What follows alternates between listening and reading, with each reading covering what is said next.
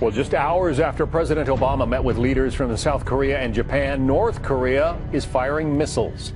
South Korea's military reports North Korea test-fired 2 medium-range ballistic missiles this morning. They flew off North Korea's east coast. This would be their first launch of RoDong missiles since 2009, a violation of UN Security Council resolutions. Protests in South Korea today as the conflict escalates between the two nations.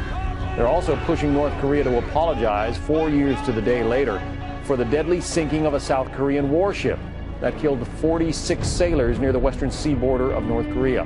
North Korea has denied any involvement.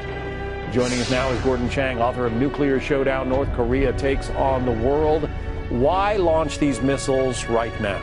Well, there are a couple things. First of all, they want to express their displeasure with the annual South Korea-U.S. military exercises. They always do something provocative this time of year. Like sinking that warship. Like sinking the warship and other things. Also, they're really unhappy with President Obama meeting with the leaders of South Korea and Japan.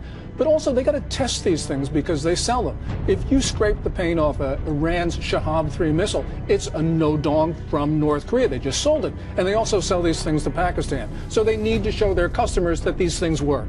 They have nuclear weapons, and you say they are also selling nuclear material to the Iranians. And to the Syrians. The reactor that the Israelis destroyed September 2007 was a North Korean reactor with North Korean technicians there. And of course, every time North Korea has detonated a nuclear device, 3 times, there have been Iranian people on site watching it. So basically what North Korea and Iran have is a joint nuclear weapons program. Well, the president said the other day that what keeps him up, or I guess it was yesterday, what bothers him, the thing that scares him the most, is not a Russian ICBM, but some kind of a rogue nuclear weapon being set off above Manhattan, where we're sitting right now. The Iranians certainly could do something like that. So could the North Korean. Well, and also North Korea has established links with just about every terrorist group in the world. And, they merchandise their nukes, they merchandise their missiles. Who's to say that they're not going to sell this stuff to terrorists? And so clearly, yes, it was very good of the president to say that he secured loose nuclear material from Belgium, Italy, and Japan. But the Belgians are not the problem because they're not going to be the ones who set off a nuke in Manhattan.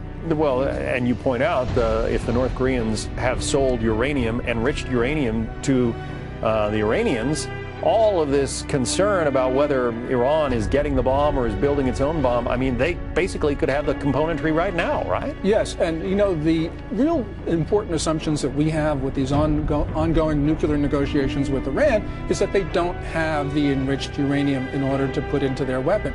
Well, we know the North Koreans have sold semi-processed uranium. We also know that these two countries have been collaborating on all sorts of nuclear programs. So clearly, that assumption that we have is probably wrong. We should assume that the Iranians have everything they need for a splendid weapon. So how should the world respond to the launch of these missiles and everything else that the North Koreans are doing right now? First thing is you get the UN Security Council to impose tougher sanctions, but that's going to be forever. So the thing that the United States needs to do is to lean on South Korea and China, because both Seoul and Beijing have been supporting North Korea in different ways.